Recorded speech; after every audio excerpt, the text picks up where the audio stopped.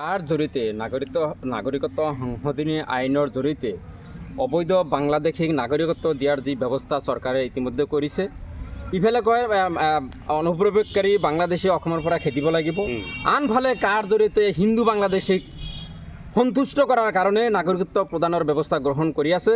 আৰু অসমত যেতিয়া উজনি অসমত যেতিয়া মাননীয় মুখ্যমন্ত্ৰীৰ যিটো জনপ্ৰিয়তা যেতিয়া হ্ৰাস পাইছে, মুখ্যমন্ত্ৰীৰ যিটো মাটি ক্ৰয় কৰাৰ তেখেতৰ পৰিয়ালৰ মাটি ক্ৰয় কৰাৰ বানপানীৰ যিটো গুৱাহাটীৰ যিটো কৃত্ৰিম বানপানী নিয়ন্ত্ৰণত ব্যৰ্থ, স্মাৰ্ট মিটাৰৰ দিন ডকাইতিৰ কাণ্ড, মানে এইবিলাক ইস্যু তল পেলাবৰ কাৰণে এই মুখ্যমন্ত্ৰী মহোদয়ে এই শৃংখল চলিয়াৰ নিচিনা এজন উশৃংখল ব্যক্তিক লগাই দি ব্যৱহাৰ কৰি শৃংখল চলিয়াৰ কান্ধত বন্দুক থৈ এনেকুৱা সাম্প্ৰদায়িক সংঘৰ্ষ লগোৱাৰ এটা অহৰহ চেষ্টা কৰিছে।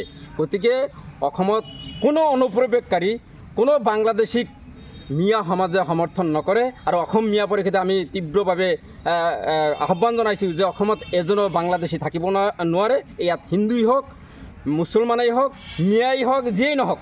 গতিকে কাৰ জৰিয়তে নাগৰিকত্ব দি হিন্দু বাংলাদেশীক নাগৰিকত্ব প্ৰদানৰ আৰু সন্তুষ্ট কৰাৰ কাৰণে যি ব্যৱস্থা গ্ৰহণ কৰিছে, ইয়াত অসমৰ বাবে খুব ভয়াৱহ পৰিণাম অসমে ভুগিব লাগিব বুলি আমাৰ ইতিমধ্যে দৃষ্টিগোচৰ হৈছে। আৰু তাৰ পৰিণাম হিচাপে এনেকুৱা ঘটনা সংঘটিত হৈ আহিছে। অসমত হিন্দু বাংলাদেশীসকলৰ উৎপীড়ন বাঢ়িছে, বহিৰাগতৰ উৎপীড়ন বাঢ়িছে। কেৱল মিয়াসকলক এই দোষটো জাপি দি এনেকুৱা সাম্প্ৰদায়িক বাতাবৰণ সৃষ্টি কৰাৰ অহৰহ ষড়যন্ত্ৰ মুখ্যমন্ত্ৰী নিজেই কৰি আহিছে।